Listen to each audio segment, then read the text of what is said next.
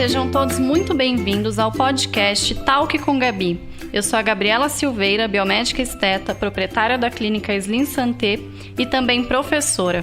Estarei aqui com vocês toda semana, mais especificamente toda sexta-feira, para batermos um papo leve, porém bastante importante sobre temas ligados à nossa saúde, qualidade de vida e ao nosso bem-estar. Fiquem comigo que eu já volto.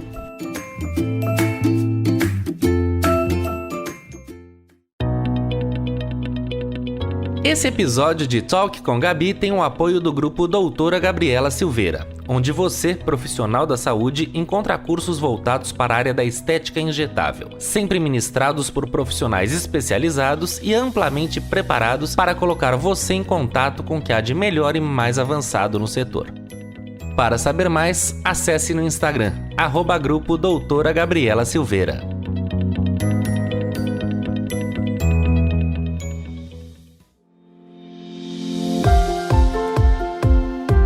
Olá pessoal, bem-vindos ao Talk com Gabi. Espero que estejam todos bem. Finalmente chegamos ao fim de abril, hein? Que maravilha! E como vocês já sabem, hoje é dia de entrevista. E o tema de hoje é muito bacana e tenho certeza que é do interesse de muitos de vocês: educação dos filhos. Puxa vida, que tarefa difícil, né? A gente não sabe se está fazendo certo, se estamos fazendo tudo, enfim, é um assunto para uma especialista. Por isso, hoje convidei a Mama Mary, que é psicanalista, coach e especialista em filhos, para falar com a gente diretamente da Irlanda do Norte.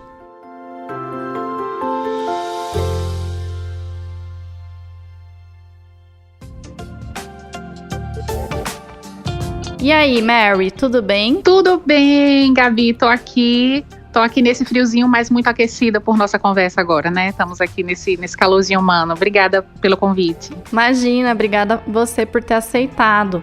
Aproveita, Mary, para contar um pouquinho sobre você, sobre como que você foi para a Irlanda do Norte, sobre o seu trabalho e tudo mais. Sim. Eu falo que eu sou uma jovem mãe, mas não sou tão jovem assim, porque já tô aqui na casa dos 30 e tal, né? Beirando aqui não, é jovem.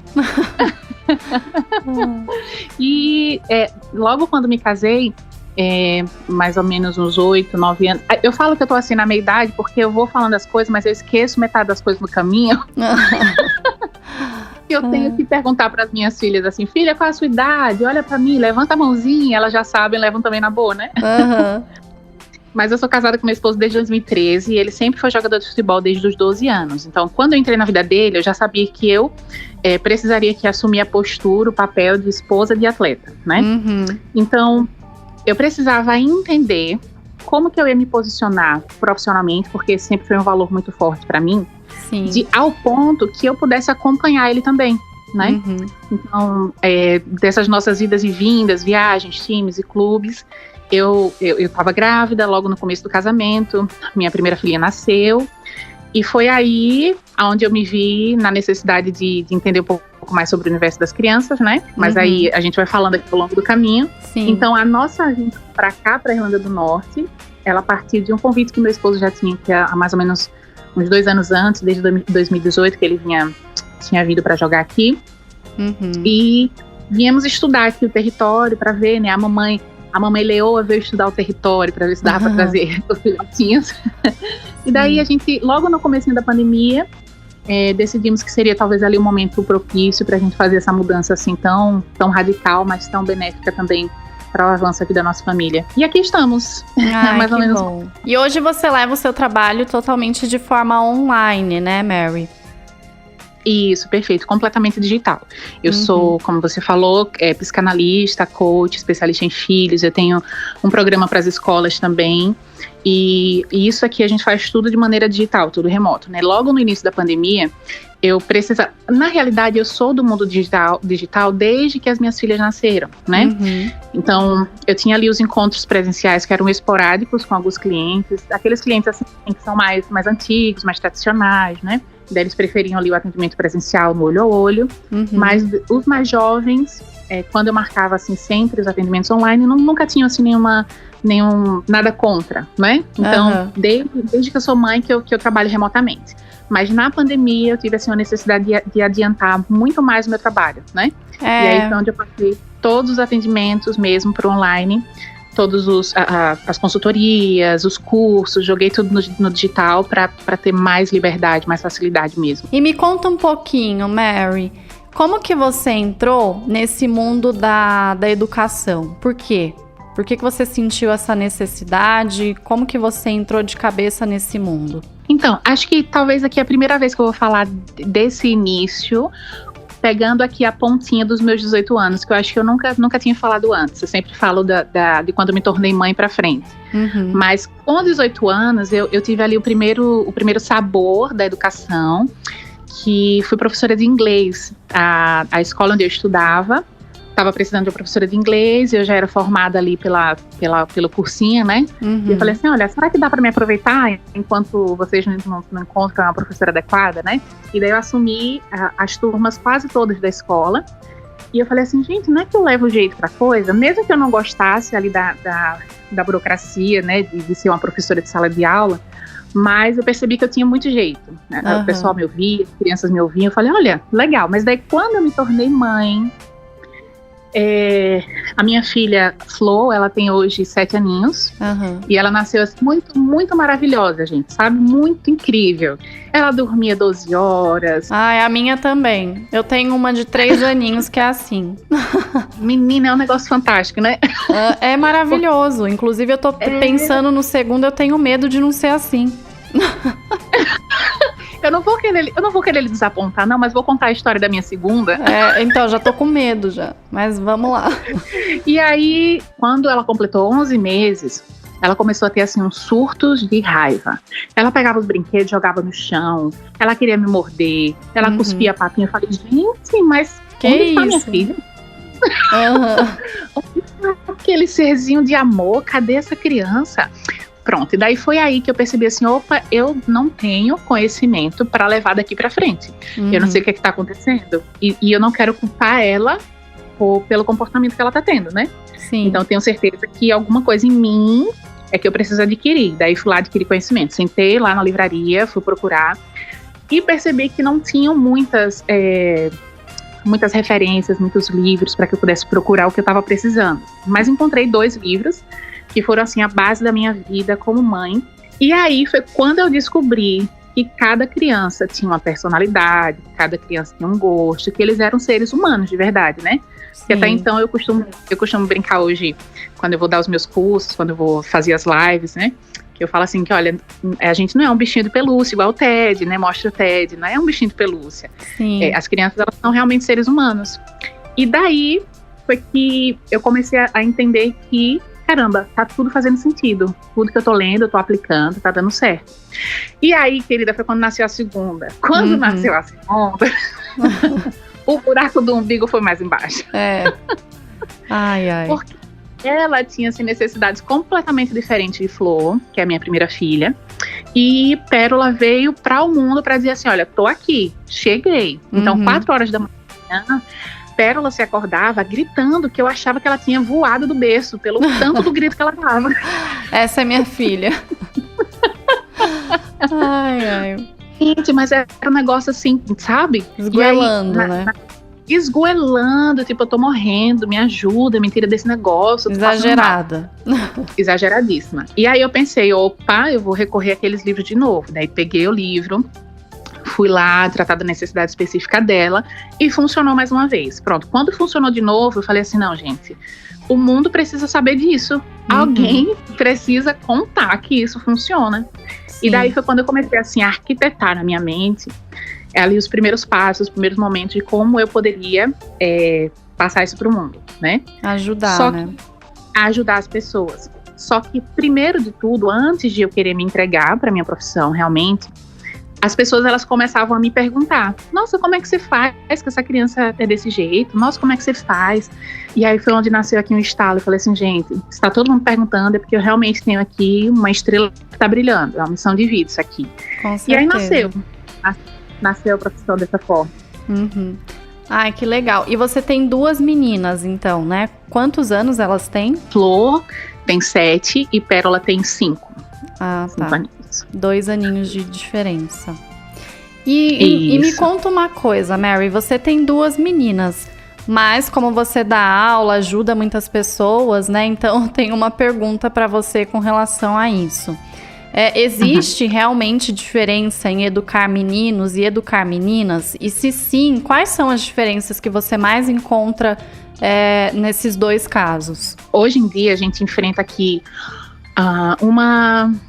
eu não sei, a palavra não é bem polêmica, mas a gente enfrenta uma dificuldade de entendimento da sociedade, de algumas pessoas que se posicionam com relação a assuntos que são mais difíceis, como feminismo, machismo, né? Uhum. E a gente precisa entender, claro, isso desde a infância. Então, sim, existe diferença, sim, em educar meninos e em educar meninas. Por quê? Porque são 2 pessoas completamente diferentes, com hormônios diferentes circulando no corpo inteiro, são 2 sexos diferentes e eu vou me posicionar aqui da forma como eu acredito, porque você ter uma menina que nasce mulher, você sabe que no corpinho dela tem os hormônios que vão florescer ali na puberdade, né? E você sabe que o mesmo vai acontecer com os meninos, né? Fisicamente, biologicamente, tudo isso daí faz um sentido de energia, de papel também a ser desempenhado, né?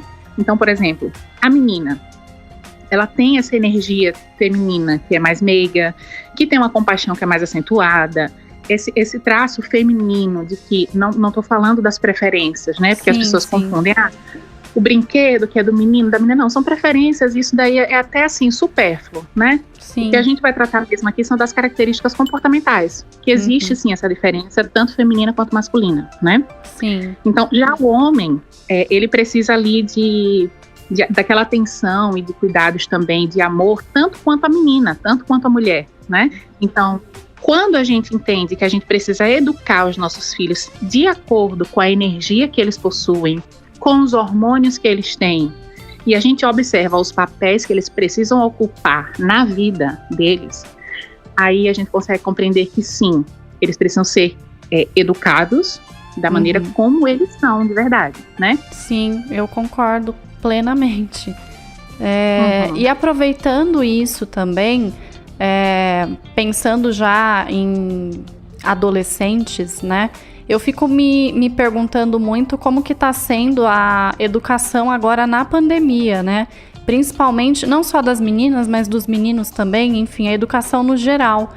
Quais são as dificuldades que você mais tem encontrado hoje quando você vai atender algum paciente, né? As dificuldades realmente dessa educação na pandemia com adolescentes que muitas vezes, né, o que mais ele quer é a liberdade, né? O adolescente, ele busca muito a liberdade. Eu falo por mim, quando eu era adolescente, né, quando passei pela fase da adolescência, e vejo isso, né? Minha filha ainda tem 3 anos, então vai demorar ainda para chegar na adolescência, mas é uma preocupação que eu tenho.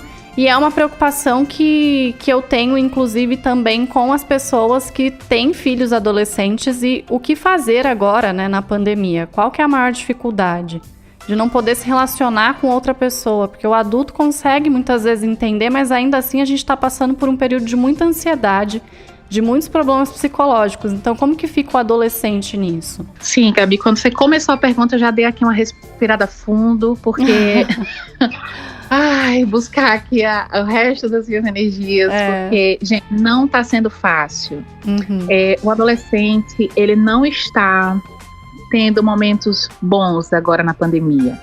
E a gente tem ali um caso isolado ou outro de adolescentes que estão saindo bem? Tem, mas é um caso isolado. A gente não vai olhar aqui para esse caso isolado, né? Eu vou olhar para o conjunto, para o completo. Então, o que está acontecendo? O adolescente, ele está vivendo uma época interna dele, em que tem muitos hormônios ali funcionando, né? Tem ali a parte cerebral dele que está terminando de se formar, as emoções que ele não compreende. Por que ele não compreende? Porque na infância ele não foi educado emocionalmente, tá? E tá explodindo tudo agora na adolescência. Daí, essa pandemia que veio para colocar eles numa jaulazinha, como se fosse um passarinhozinho, né? Numa gaiolazinha, né?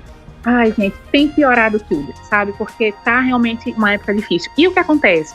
As mães e os pais que Eu não posso atribuir aqui uma culpa, por quê? Porque é uma sequência generalizada de padrões de repetição, que é meio que eles pensam assim, eu não tenho pra onde fugir, eu não tenho pra onde correr, eu não tenho conhecimento suficiente para fazer isso aqui acontecer diferente, né? Sim. Então, eles estão ali meio que encurralados, todo mundo junto, né?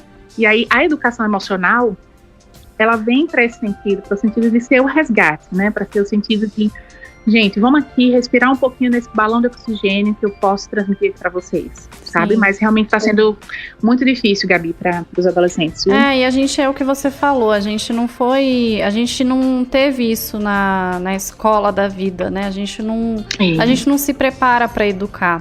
E quando a gente tem filhos, o máximo que a gente escuta é siga seus instintos, mas na prática não é bem assim, né? Não. Então, realmente educar é algo que a gente tem que se dedicar todos os dias e tendo um entendimento muito maior do que os nossos filhos e os adolescentes e tudo mais, a gente precisa agora nesse momento de pandemia, eu acho que de muita paciência, né? Porque tá difícil para eles e tá difícil também pra gente, né, como pais, mas a gente é que tem que conduzir.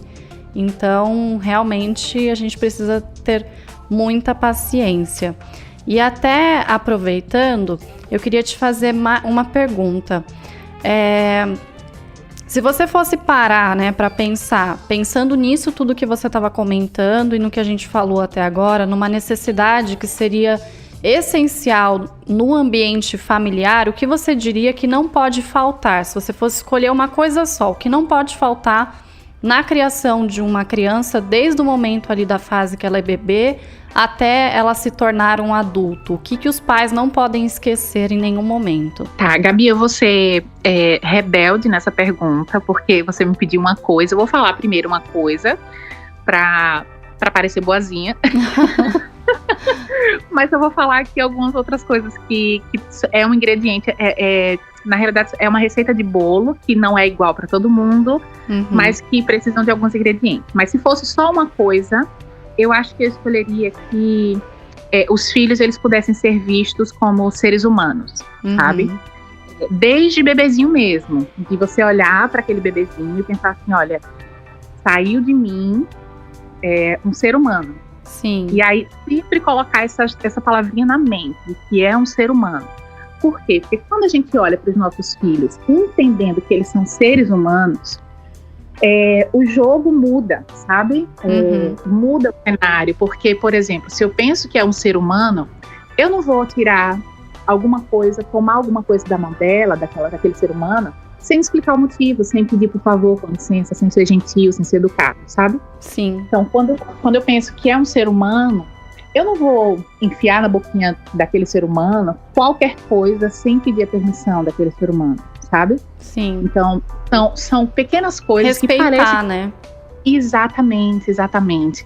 Parece que não faz diferença, Gabi, sabe? Parece que, eu só tô sendo prática para mim e para ele, mas não é. Faz muita diferença. Faz. O fato de você olhar pro seu filho, mesmo que você ache que ele não entenda, sabe? Mesmo que você ache que a sua filhinha não vai entender, mas olhar pro seu filho e falar assim, filho, o bebezinho lá tem, sei lá, 10 meses. Olha, a mãe vai precisar vestir essa roupa em você, e daí você vai lá vestindo a roupa, conversando, olha, eu vou vestir essa roupa porque a gente vai no médico, então vamos ficar arrumadinha, com licença, deixa a mamãe botar aqui. E aquilo ali, parece que eles não estão entendendo, mas o respeito das palavras, a energia do que você está criando ali, é um negócio que é fantástico. A criança, ela já cresce com um entendimento diferente sobre si própria, sabe? Sim. Não, eu acredito nisso, com certeza. Eu pratico, inclusive, isso com a minha filha e eu vejo, assim, que quando eu converso com ela realmente para me escutar, porque quando ela tem alguma coisa a dizer, ela também é respeitada. Né? Então, acho que até o que você falou da comida é muito interessante, né? Que a gente fica lá, come mais um pouco, né? Mas você não comeu nada. Agora ela aprendeu, é muito engraçado, que ela vira pra mim e ela fala, mamãe, tô satisfeita. Aí eu falo, então tá bom, filha, então se você tá satisfeita, então já tá bom. Tem dia que ela come mais, tem dia que ela come menos, mas eu preciso respeitar e entender que ela tá satisfeita, né? Perfeito, isso mesmo. E aproveitando também isso que você tá dizendo, eu acho que tem muita relação com a influência, né, que a gente A gente, como adulto, a gente acaba sendo influenciado, né, pelas pessoas. Então, imagina uma criança, um adolescente. E as telas, né, a televisão ou a internet, a gente tem muito fácil acesso a qualquer tipo de informação. E quando isso, né, diz respeito a uma criança ou um adolescente, isso é algo preocupante. Então, você acha que o início da vida sexual muito cedo pode atrapalhar no desenvolvimento para a vida adulta e para a vida profissional? Sim, sim. Quando existe ali uma visualização precoce da sexualidade que não veio dos pais, isso daqui prejudica em muito o desenvolvimento dela, tanto adolescente na descoberta, quanto na fase adulta, como mulher, como homem, né? Ali no seu desenvolvimento sexual da sua vida adulta. Da profissão também, eu vou me justificar aqui nessa resposta, eu vou tentar condensar tudo aqui, porque é uma pergunta é uma pergunta maravilhosa, mas que engloba aqui uma gama de assuntos. Por quê? Porque a educação sexual, ela precisa acontecer desde cedo. Desde cedo, que eu digo, desde de pequenininhos mesmo, na fase ali da descoberta, né? Então, como é que tem que ser isso? Tem que ser apropriada, adequada a linguagem, ali a idade do seu filho, da sua filha, né? Então, por exemplo, a gente aqui está na fase de 7 anos, 5 anos, em que as partes do corpo, elas já precisam ter ali um nomezinho, né? Então, por exemplo, a minha sogra, ela chamava carinhosamente de maçãzinha, né? A genitália das minhas filhas. E eu pensei assim, gente, se acontecer qualquer coisa, elas não vão talvez saber explicar direito o que está acontecendo com o órgão sexual delas, com o aparelho urinário, né? Então, eu vou precisar ensinar a palavrinha certa, né? E daí, eu lembro que meu esposo, ele é bem leve, bem natural para o assunto da sexualidade, né? E eu já tive, né, um certo tabuzinho ali por causa da minha criação, por causa dos meus padrões, né, de criação dos meus pais. Então eu falei assim, mas ensinar a palavra assim, vagina para as minhas filhas logo cedo é um negócio mais forte, né, mais pesado. Vamos fazer uma maçãzinha mesmo, né? E a educação sexual diz, não, vamos lá, é parte do corpo dela, da mesma forma que é um braço, né? Você não vai ensinar ali as palavras que vão ser obscenas, mas é um braço, é um pé, o olho, né?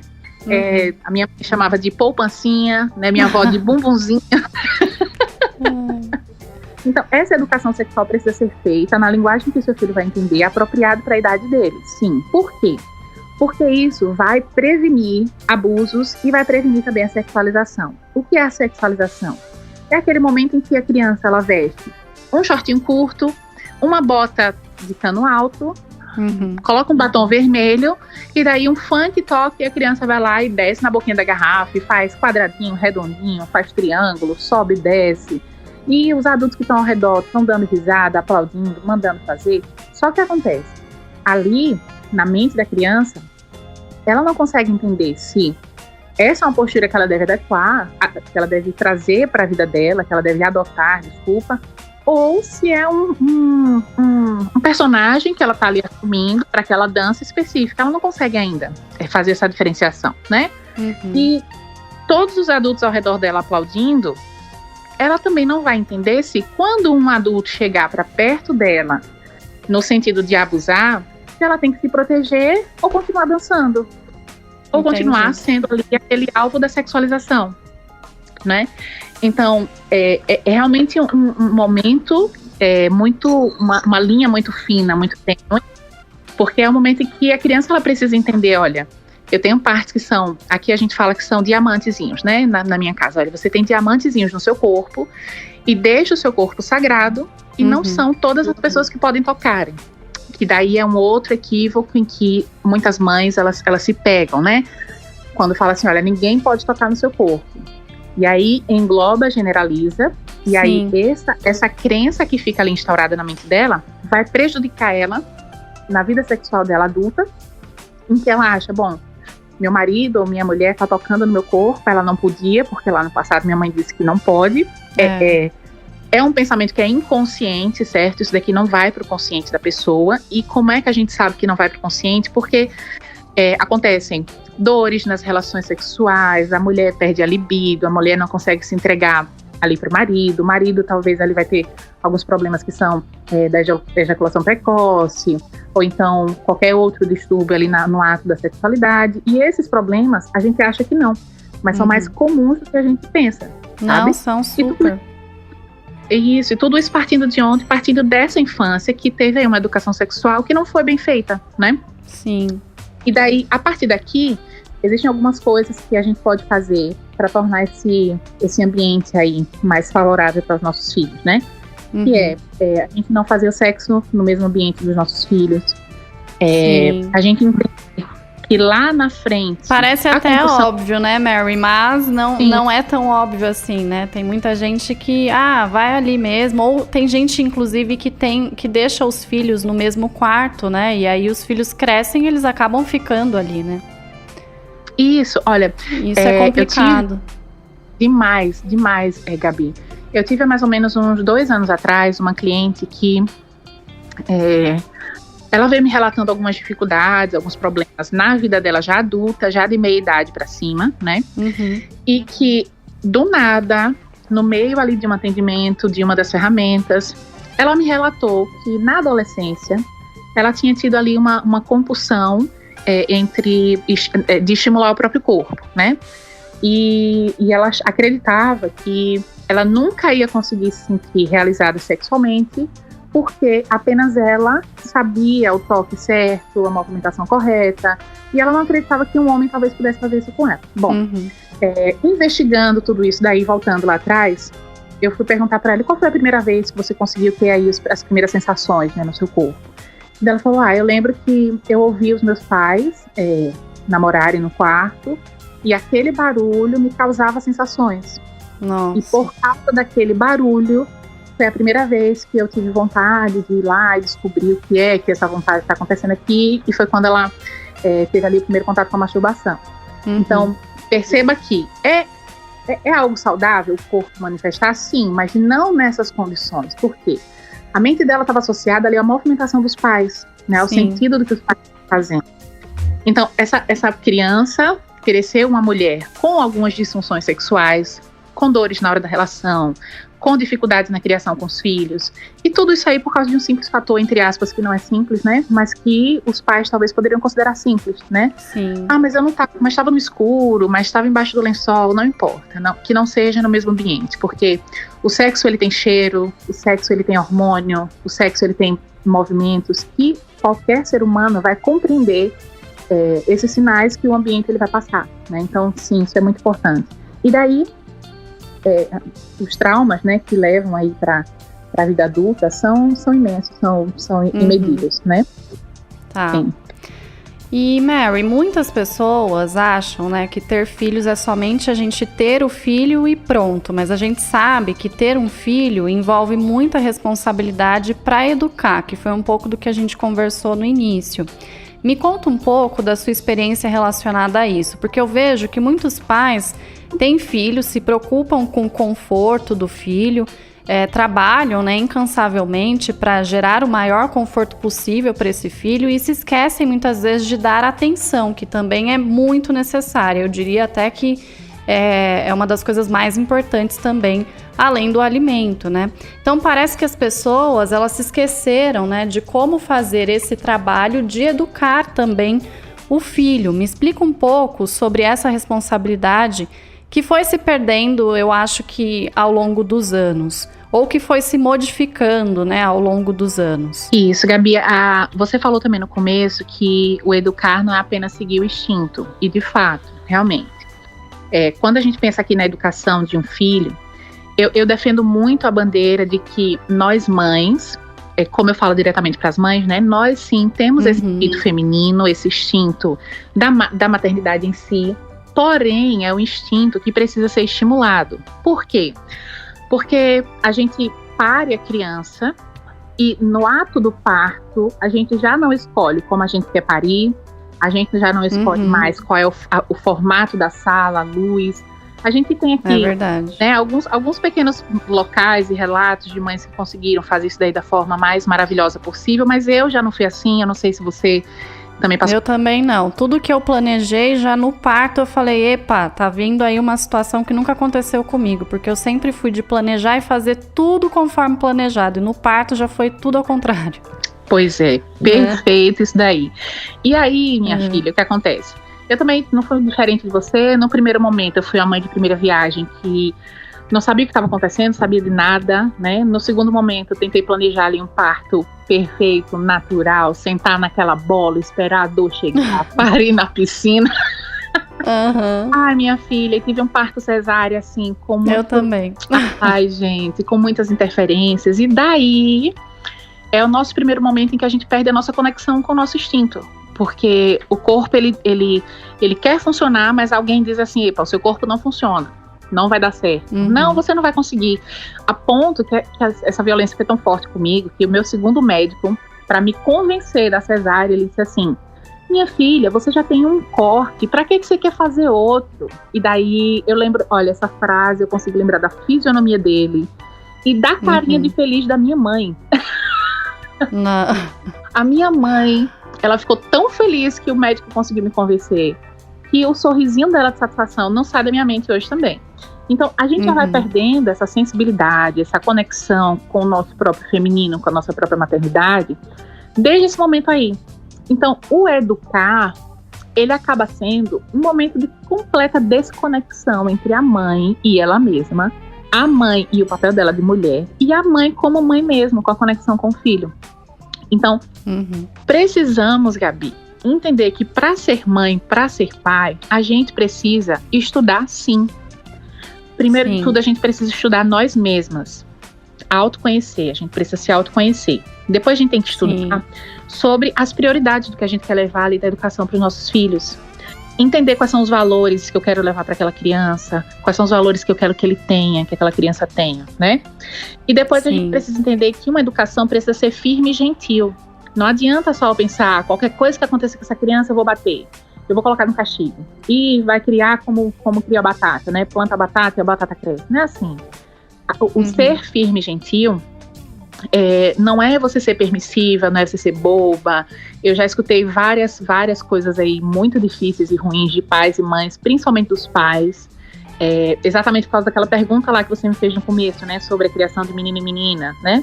E os meninos, eles são criados com tanto desamor, com tanta selvageria, que quando eles crescem, eles vão repetir da mesma forma. Não tem pra onde correr, né? E a explicação muitas vezes é, mas ele é menino. Isso mesmo, menino não chora, menino não tem vontade, nada disso. Pois é. E daí, quando você entende o firme e gentil, que até são alguns momentos que eu vou dar aqui também, lá no Instagram eu tenho eu bato muito na tecla mesmo com as mamães lá, porque é o entender que é esse o caminho que vai funcionar. Você se conhece, você aprende, você tem conteúdo, você tem prioridade e valor. O natural é que você desague para o firme e gentil, para o momento em que você vai estipular regras, mas ao mesmo tempo você vai tratar aquele ser humano como um ser humano de verdade, né? Você acompanha, você tá junto, você cuida ali, observa como é que tá ali o momento com as telas, né? Hoje, eu ainda não sei te falar 100% sobre o meu posicionamento com relação às telas. Ainda não tá fixado aqui na minha mente se tira 100% ou se você tem ali um controle. Mas a neurociência nos diz que o mais agravante das crianças são mais de 2 horas ali com telas de forma... na sequência. Então, se a criança ficar ali 2 horas na sequência, aquilo já vai ser prejudicial. Tem que fazer pequenos intervalos e aí a criança pode ficar ali nas telas. Bom, aqui em casa eu estou provando agora esse fato de não estar com telas há mais ou menos uns 8 meses, sem telas completamente, né? E tenho tido, assim, melhorias fantásticas que eu vou esperar finalizar 1 ano para que eu possa, assim, ter o meu pensamento redondinho, isso, para eu poder passar isso daqui. Mas é o cuidado com as telas, porque a gente não sabe o que a criança está vendo, a gente não sabe o que aqui no YouTube tem, a gente não sabe o que aquele desenho está falando. Então, se você tem um cuidado, tá ok. Eu acho que é tentar fazer o máximo possível que o filho entenda que ele faz parte, né, dessa educação e o porquê que você está fazendo isso. Eu acho que isso é muito importante mesmo. E para finalizar, Mary, como que você vê essa tendência dos pais de deixarem essa educação, que você comentou muito bem agora, por conta da escola, porque muitos pais às vezes deixam os filhos, agora não por conta da pandemia, né?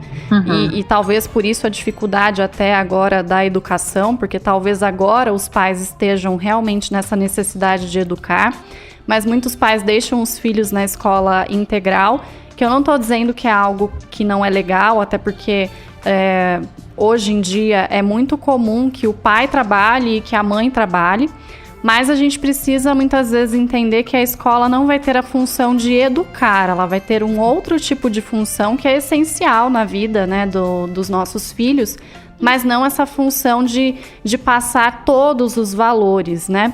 Então, existem alguns pais que não aceitam, né, essa autoridade dos professores sobre os filhos e outros pais que querem que somente a escola faça o papel que deveria ser feito em casa. Então, eu queria que você comentasse um pouquinho isso para a gente finalizar. Certo. O papel da escola, ele vai ser aqui em educar o conhecimento, né, em dar o conhecimento dos acontecimentos, do mundo, das ciências exatas, das ciências naturais. Então, o pai e a mãe precisam entender que na escola, valores morais não são aprendidos e não devem ser aprendidos, porque essa não é a função da escola. Uma escola que tem esses valores dentro dela aí embutido na sua educação, é uma escola que a gente tem que dar muito valor. A educação emocional, que foi incluída aí no ano passado na grade curricular das escolas, também é um acréscimo aí de muita vitória para nós que trabalhamos com a educação emocional, né? Porém, são conceitos, né? Não tem a prática vivida, não tem ali ainda, né, uma emoção passada pelos professores, porque é um assunto novo também.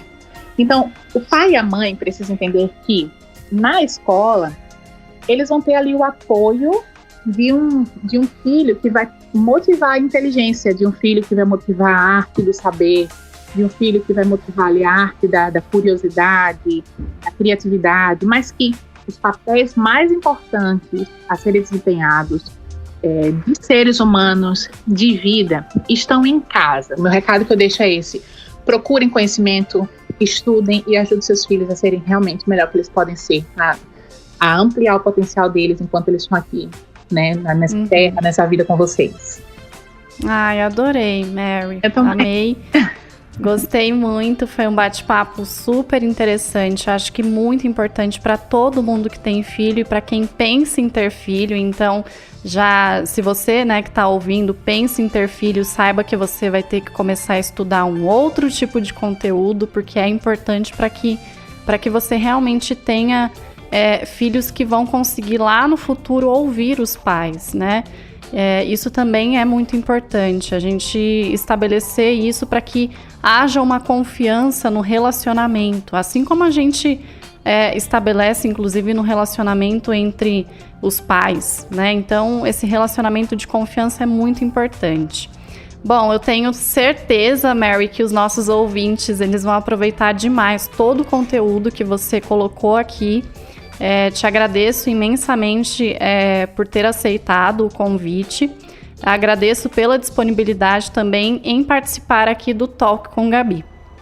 Meu coração é muito grato, estou com calor assim, o coração bem aquecido, como a gente costuma dizer aqui, né? Meu coração está muito aquecido por ter participado, muito feliz em ter ampliado aqui a minha voz, né? E, logicamente, deixar aqui o convite. Gente, precisou de mim? Eu tô lá gratuitamente no Instagram, 0800, é o @mamamary, mamamaryline. Vai lá, se não sabe como fazer, vai lá. Se não quer, né, o meu conteúdo, procura o conteúdo de outra colega, de outro parceiro, de outro amigo que fale essa linguagem, mas faça diferente.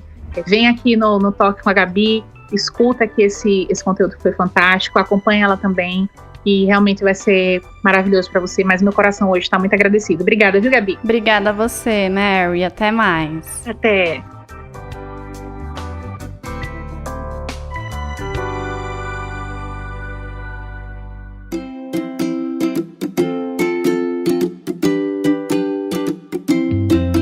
É isso, gostaria muito de agradecer a vocês que nos acompanharam, espero que tenham gostado desse conteúdo, então compartilhe com seus amigos que também são pais e podem aproveitar essas dicas de ouro da Mama Mary.